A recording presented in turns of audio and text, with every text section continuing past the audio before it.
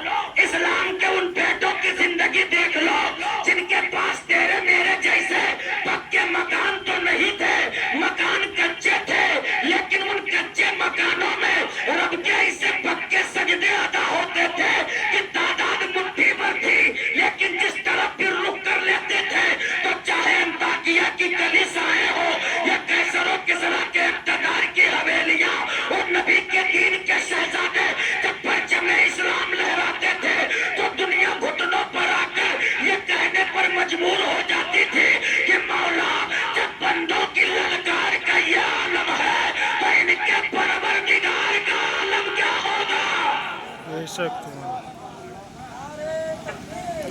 जाहिल बराबर नहीं हो सकते। एक आलिम एक जाहिल, एक आसान मिसाल दे दूं ताकि समझ में आए। जिसको दिखाई देता हो और किसी को ना दिखाई देता हो तो दोनों बराबर हो सकते हैं? उलमाए अहले सुन्नत ने इसकी मिसाल ऐसे ही दी है कि एक बीना और नाबीना जैसे बराबर नहीं हो सकते, ऐसे ही एक पढ़ा लिखा और एक जाहिल बराबर नहीं हो सकते।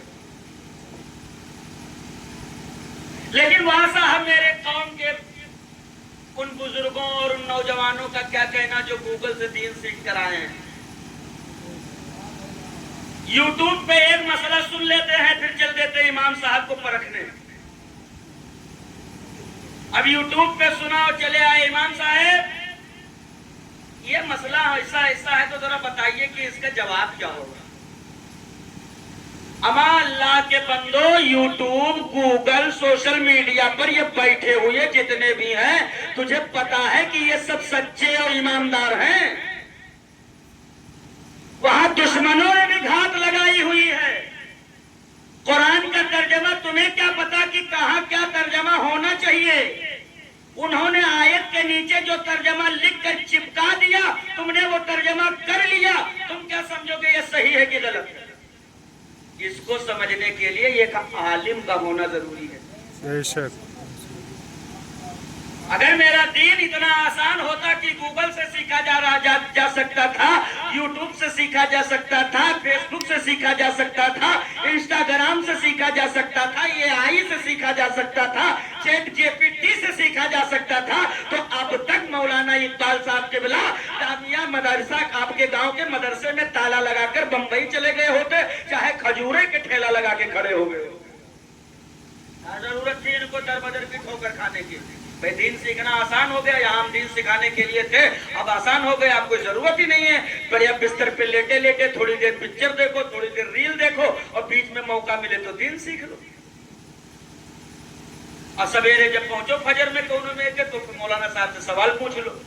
अब मौलाना साहब अगर उस सवाल का बरअक्स उसी हिसाब से जवाब न दे पाए, जर्रा बराबर बरअक्स हो गया तो बोरिया बिस्तरा गोल कर तो मौलाना तो हमारे हरा ही दिया।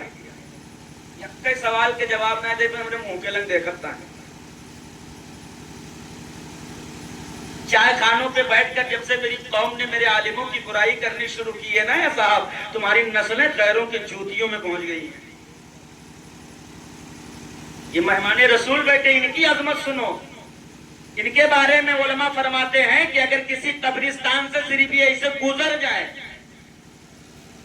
न बिस्मिल्लाह पढ़े, न दुरूद शरीफ पढ़े, न कुछ कहे, न कुछ पढ़े, न कुछ सुने, बस सिर्फ गुजर जाए, चले जाए, इनके कदमों में अल्लाह ने वो बरकत रखी है कि फुक़हा फरमाते हैं इनके कदमों की बरकत से अल्लाह ताला उस कब्रिस्तान से 40 दिन के लिए अजाब उठा लेता है।